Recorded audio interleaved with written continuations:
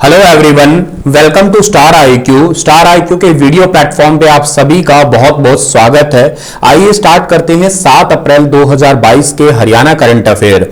7 अप्रैल है आज, तो 7 अप्रैल के दिन ही अपने आप में एक बहुत अच्छा करंट अफेयर है या क्वेश्चन है। क्वेश्चन ये है कि 7 अप्रैल को मनाया जाता है विश्व स्वास्थ्य दिवस, वर्ल्ड हेल्थ डे सेलिब्रेट किया जाता है। अपनी हेल्थ का ध्यान रखिएगा, टाइम पे खाइएगा, टाइम पे सोइएगा और फिट रहिएगा, क्योंकि स्वस्थ रहेंगे, दिमाग स्वस्थ रहेगा आपका, तो आपका पूरा शरीर स्वस्थ रहेगा। 7 अप्रैल को वर्ल्ड हेल्थ डे सेलिब्रेट तो किया जाता है, लेकिन बात यह है कि ये पहली बार कब मनाया गया था। पहली बार मनाया गया था ये 7 अप्रैल को सेलिब्रेट किया गया 1950 के अंदर। सर 7 अप्रैल को कुछ है क्या? हाँ है। 7 अप्रैल 1948 को वर्ल्ड हेल्थ ऑर्गेनाइजेशन WHO की स्थापना हुई थी, जिसका हेडक्वार्टर कहां पड़ता है? जिनेवा स्विट्जरलैंड में पड़ता है। और WHO जो है, इसके अध्यक्ष का नाम टेड्रोस अधानोम है या टेड्रोस गैब्रियस अधानोम है। एक्चुअली अगर आप लोग रेगुलर फॉलो कर रहे हैं तो मैंने पढ़ाया भी था ये कि नवंबर 2021 में इनका कार्यकाल 5 साल के लिए बढ़ा दिया है।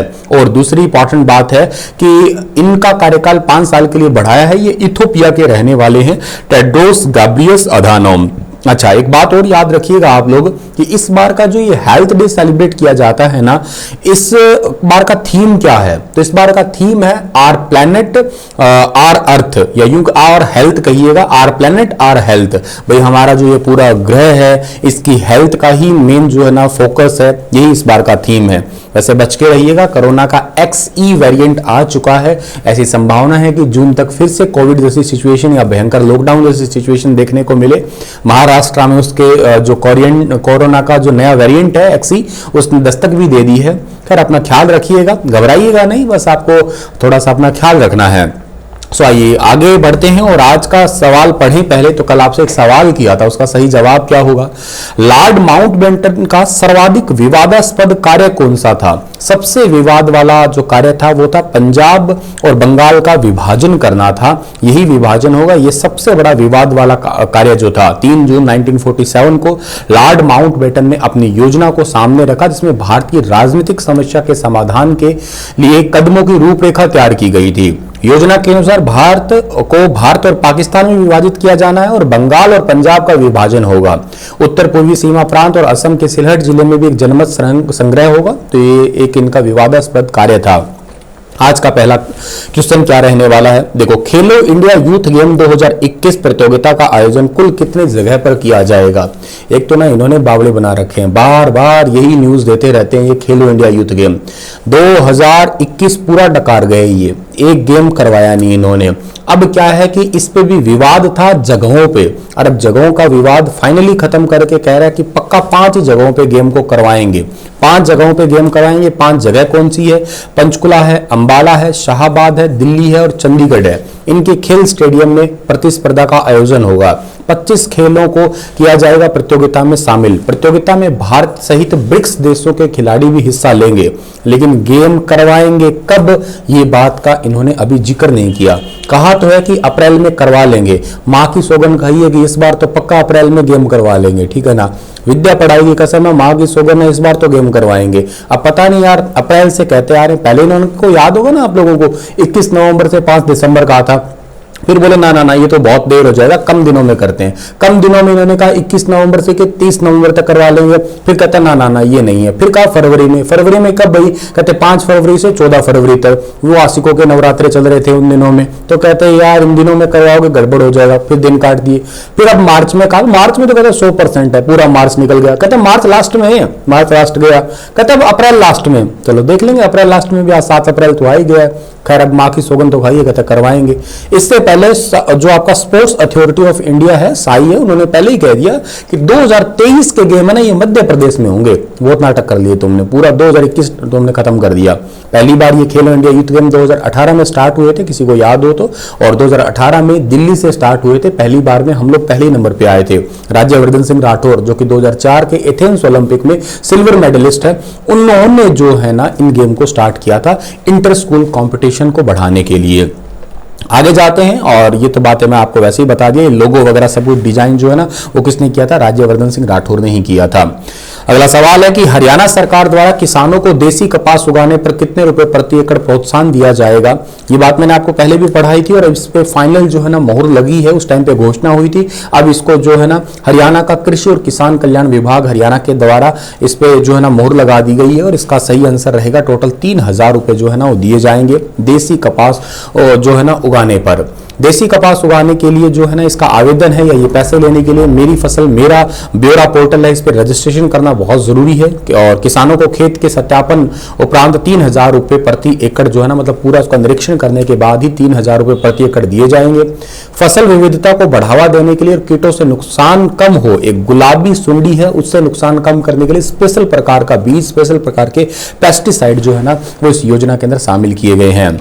अगला सवाल है कि मुख्यमंत्री मनोहर लाल ने कुरुक्षेत्र नगर पालिका और पंचायतों के लिए कितने रुपए का बजट देने की घोषणा की है। तो हरियाणा के मुख्यमंत्री मनोहर लाल ने कुरुक्षेत्र नगर पालिका के लिए 200 करोड़ रुपए का बजट है वो देने की घोषणा की है। देखो, मुख्यमंत्री मनोहर लाल ने कुरुक्षेत्र जिले को 317 करोड़ रुपए की लागत से तैयार होने वाली 91 परियोजनाओं की सौगात दी है। इनमें से जो है ना 14.30 करोड़ रुपए की लागत से 4 बड़ी परियोजनाओं का उद्घाटन भी किया है और पेहोवा सरोवर विकास के लिए 9.5 करोड़ रुपए देने की घोषणा की है इन्होंने। और कुरुक्षेत्र नगर पालिका और पंचायतों के लिए 200 करोड़ रुपए के बजट देने की घोषणा की है। और ये सारा काम होगा किससे? ये सारा काम होगा केडीबी से। केडीबी बोले तो कुरुक्षेत्र डेवलपमेंट बोर्ड, ठीक है, तो ये भी याद रखना आप लोग। और कुरुक्षेत्र जिला तो वैसे भी आप लोगों को बहुत अच्छे से और बहुत फेमस तरीके से याद है। और क्यों याद है वो? क्योंकि कुरुक्षेत्र जो है ना ये 48 कोस भूमि कहलाती है। कुरुक्षेत्र को आप लोग 48 कोस भूमि के अलावा जो है ना वो क्या पुकारा करते हैं कि इसे कुरुओं की भूमि भी कहा करते हैं। और इसके अलावा जो है ना आप लोग यहाँ पे इसको यहीं पे ही गीता अंतर्राष्ट्रीय गीता जयंती है उसका भी आयोजन किया जाता है। हर साल जो है ना अंतर्राष्ट्रीय गीता जयंती का आयोजित किया जाता है। एक बात और इंपॉर्टेंट है आपकी, यहाँ पे इस बार 2 दिसंबर से लेके जो है ना वो 2 दिसंबर से 19 दिसंबर के बीच में अंतर्राष्ट्रीय गीता जयंती का आयोजन किया गया। और ये इतना लंबा आयोजन चला जिसमें सिंगल यूज प्लास्टिक को यूज इन मतलब बैन रखा था और इसको इसलिए अवार्ड भी मिला था। कुरुक्षेत्र जो है ना आप लोगों को ये बात भी याद रखनी है कि अपने आप में ये इसलिए इंपॉर्टेंट है कि इसकी जेल है उसको रिसेंटली जो गेम है खेलों की कोचिंग दी जाएगी कुरुक्षेत्र जेल के अंदर कैदियों को। ये भी मैंने पढ़ाया होगा शायद आप लोगों को।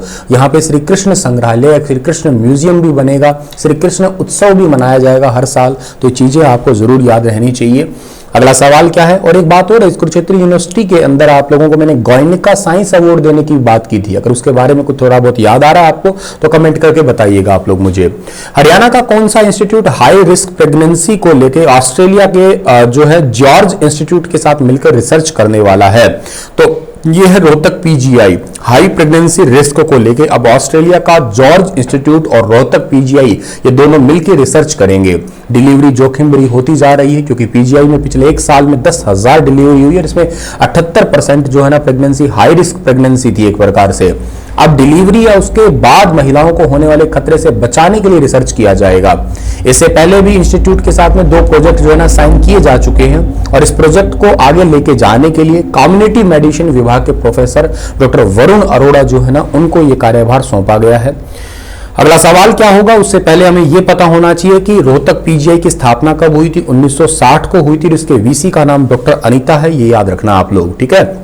अगला सवाल क्या होगा जी हमारा कि 8वें सब्जी एक्सपो 2022 के मुख्य अतिथि कौन होंगे? याद है आपको मैंने एक सवाल पढ़ाया था 9 अप्रैल से लेकर 11 अप्रैल के बीच में 8वां सब्जी एक्सपो होने वाला है और इसके मुख्य अतिथि होंगे हरियाणा के कृषि मंत्री, हरियाणा के कानून मंत्री और हरियाणा के मत्स्य पालन मंत्री, जिनका नाम आप लोगों को याद रखना है जयप्रकाश दलाल, जेपी दलाल, ठीक है ना। तो जेपी दलाल आप लोग ये पॉइंट जरूर याद रखिएगा और ये 9 तारीख से लेकर 11 अप्रैल तक होने वाला है, ठीक है ना। श्री जयप्रकाश दलाल है, कृषि एवं किसान कल्याण मंत्री है जो कि इसके मुख्य अतिथि होने वाले हैं, ठीक है। आगे बढ़ते हैं और अगला सवाल, अच्छा ये होगा कहां पे? ये भी मैंने शायद बताया होगा, घरौंडा के अंदर होगा, ठीक है ना। घरौंडा करनाल के अंदर जो है ना ये सब्जी एक्सपो लगाया जाएगा। हाल ही में हरियाणा के किस जगह पर खुदाई के दौरान 4 वर्षीय बच्चे का कंकाल मिला है? 4 वर्षीय बच्चे का कंकाल जो मिला है वो कहां मिला है? राखी गढ़ी के अंदर मिला है। हरियाणा का ऐतिहासिक गांव राखी गढ़ी में भारतीय पुरातत्व सर्वेक्षण दिल्ली की तरफ से खुदाई का काम शुरू हो चुका है। टीले नंबर 1 पर खुदाई शुरू की गई, जिसमें 4 ट्रेंच बनाए गए हैं। खुदाई के दौरान काफी चौंकाने वाली चीजें भी यहाँ पे मिली है। लाइक जैसे क्या क्या चीजें मिली है? पुराने बर्तन है, मिट्टी की चूड़ियां है, मिट्टी की दीवारें हैं, छोटी पक्की ईंटें हैं, और इसके अलावा एक करीब 4 साल के बच्चे का जो है ना वो कंकाल भी मिला है। और यहाँ यह भी देखने को मिला है कि यहाँ पर वो लोग सामान पकाने के लिए इस जगह का जो है ना प्रयोग किया करते थे। अगला सवाल है कि हरियाणा के किस पर्वत को तीर्थ स्थल का रूप दिया जाएगा? तो ढोसी पर्वत को तीर्थ स्थल का रूप दिया जाएगा, ये याद रखना आप लोग। ये महर्षि च्यवन का जो आप लोगों का बहुत इंपॉर्टेंट स्थल है। महर्षि च्यवन जो है ना उन्होंने यहाँ पे च्यवन प्रकाश का इजाद किया था। ये वही स्थल है जहाँ पे कौरव पांडुओं ने स्नान भी किया था। यहाँ पे कौरव पांडु कुंड भी है। इसको पर्यटन स्थल के रूप में और तीर्थ स्थल के रूप में, दोनों के रूप में जो है ना रूप दिया जा रहा है हरियाणा सरकार की तरफ से। आप लोगों के लिए क्वेश्चन है कि मद्रास लेबर यूनियन की स्थापना किसने की थी? सुबोध बनर्जी ने, बीपी वाडिया ने, लाला लाजपत राय ने, भारत भूषण पांडे ने। बताइएगा इसके बारे में विस्तार से। कल फिर हाजिर होऊंगा लेटेस्ट अपडेट के साथ में। तब तक अपना ख्याल रखिए। Thank you.